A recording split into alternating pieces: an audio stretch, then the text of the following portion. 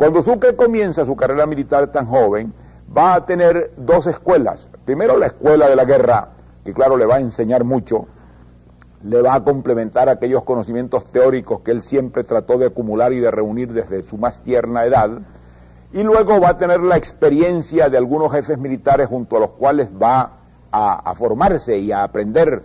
todo el arte del comando, todo el arte de la guerra en las condiciones en que se realizaba, tan primitiva, en una escala tan desprovista de recursos como fue todo el proceso de la guerra de independencia, particularmente en Venezuela. Él va a comenzar a militar en el oriente de la República, en el movimiento independentista de las provincias orientales, en su Cumaná nativa y en toda la región circunvecina, desde 1810, a las órdenes de jefes tales como Mariño y como Bermúdez y como Piar.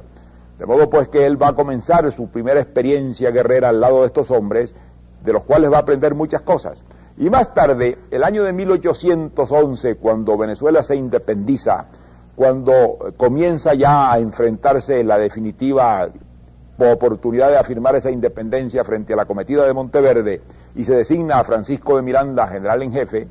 es Sucre uno de los jóvenes oficiales que van a venir al cuartel general de Miranda. Él va a estar en el cuartel general de Miranda en la campaña de Valencia y va a estar en la victoria hasta el momento de la capitulación. Y uno tiene que pensar que algo recibió el joven Sucre, que entonces era un joven oficial de 17 años, de aquella frecuentación en campaña con el veterano general Miranda. De modo que Sucre debió recibir de Miranda, que era un militar de formación científica con una experiencia europea de la guerra, muchas enseñanzas, muchos principios, muchas maneras, muchos modos de comandar y de entender el servicio que formaron luego parte de su personalidad. Cuando la guerra de independencia de Venezuela entra en su segunda etapa, después del fracaso de la Primera República,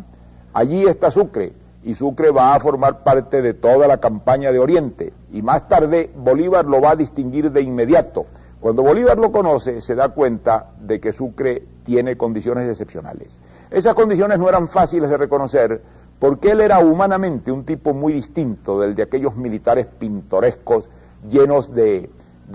arrestos y de violencia, que llenaban la imaginación popular, del tipo de Bermúdez o del tipo de Piar o del tipo de Mariño mismo. Él era un hombre callado, discreto, comedido, de pocas palabras, de una extraordinaria seriedad, de una gran rectitud moral, un hombre sumamente disciplinado moralmente en lo interno, comedido en sus acciones, que contrastaba, claro está, con aquellos otros hombres de armas que eran el tipo popular del guerrero, mientras que él formaba una visión más bien intelectual y casi ascética del hombre que tomaba la carrera militar como un servicio superior. De modo que la figura de Sucre contrastaba violentamente. Y esto hacía que ellos lo vieran como un hombre de otra clase, como un hombre que no era exactamente igual a ellos. Sin embargo, Bolívar tuvo el tino de darse cuenta desde muy temprano de lo que significaba aquel joven oficial silencioso, estudioso, comedido, discreto, lleno de reservas, apartado, aparentemente desprovisto de ambición, ajeno a todas las intrigas que lo iban distinguiendo de los demás, y comenzó a confiarle muy temprano, a una edad en que Sucre era todavía un hombre muy joven, misiones de primer orden. Entre esas misiones le va a confiar muy temprano, lo va a ascender a una jefatura militar importante, lo va a hacer general, y lo va a nombrar ministro de guerra a raíz ya de la época de Carabobo, y luego le va a designar la misión más importante que tenía Bolívar en el ejército, que era la misión de enviar después de Boyacá y de Carabobo tropas expedicionarias al sur para garantizar la independencia del Ecuador y del Perú. Esta era una misión sumamente delicada y difícil, y el año de 1822 Bolívar no vacila, escoge exclusivamente al mariscal Sucre, al que va a ser el mariscal Sucre, Antonio José de Sucre, para comandar el ejército del sur. Y Antonio José de Sucre sale de Bogotá al mando de una expedición que va a reforzar y a defender y a mantener la situación en el sur del continente, en el Ecuador y en el Perú. El Ecuador y el Perú estaban en una situación difícil, habían proclamado su independencia, al Perú habían llegado las tropas expedicionarias argentinas al mando de San Martín, pero esa independencia no había podido ser consolidada, se había proclamado en Lima, pero el ejército español, con el virrey a la cabeza y fuerte de la mayor concentración de recursos militares que había en la América del Sur, se mantenía sobre las armas y en actitud agresiva en la sierra peruana, de modo que la independencia del Perú estaba completamente insegura. Había sido una proclamación de principio, pero quedaba por ganarla con las armas y por consolidarla con las armas, y ese es el momento en que Bolívar entiende que lo que él ha logrado en el norte no estará consolidado tampoco mientras la independencia del Ecuador y del Perú no se consolide, mientras el sur del continente no esté independiente, y decide entonces enviar un ejército expedicionario para prestar ayuda y consolidar esa acción. Y a quien encomienda eso es a este joven general que en ese momento tenía escasamente 23 años de edad. Y Sucre, a esa edad tan temprana, sale a esa expedición con una responsabilidad de primer orden. Sin embargo, se desempeña con un acierto y un tino extraordinario. No va a cometer ningún error militar y va a manejarse dentro de la intriga política en un país desconocido, en un medio nuevo para él, con un tino y una seguridad excepcionales. Cuando llega al Ecuador, se encuentra una situación comprometida y rápidamente entra en acción, de tal modo que es él quien en la batalla de Pichincha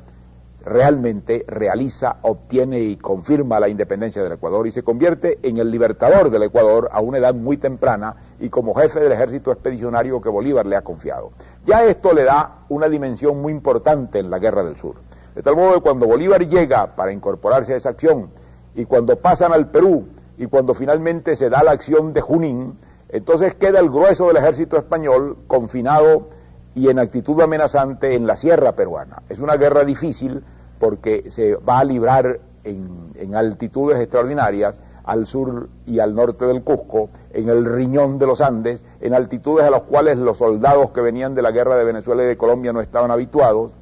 en un clima hostil, en un medio desconocido, con grandes dificultades de maniobra y de marcha. Y sin embargo, esa empresa tan ardua y tan llena de riesgos en que se va a comprometer todo lo logrado en la independencia, Bolívar no vacila en confiársela a Sucre, de tal modo que Bolívar se retira del mando del ejército, regresa a Lima y le confía a Sucre el año de 1824, cuando Sucre tiene escasamente 29 años de edad, le confía el comando total del ejército como general en jefe, y Sucre empieza a desarrollar el plan extraordinario de la campaña de Ayacucho. En esa edad, un hombre muy joven, pero de todos modos un hombre que ya había marcado todo lo que eran las características extraordinarias de su personalidad. Era un hombre a quien repugnaba muchísimo la política, que se mantenía alejado de toda intriga, que daba unas muestras sobrehumanas de estar desprovisto de ambición.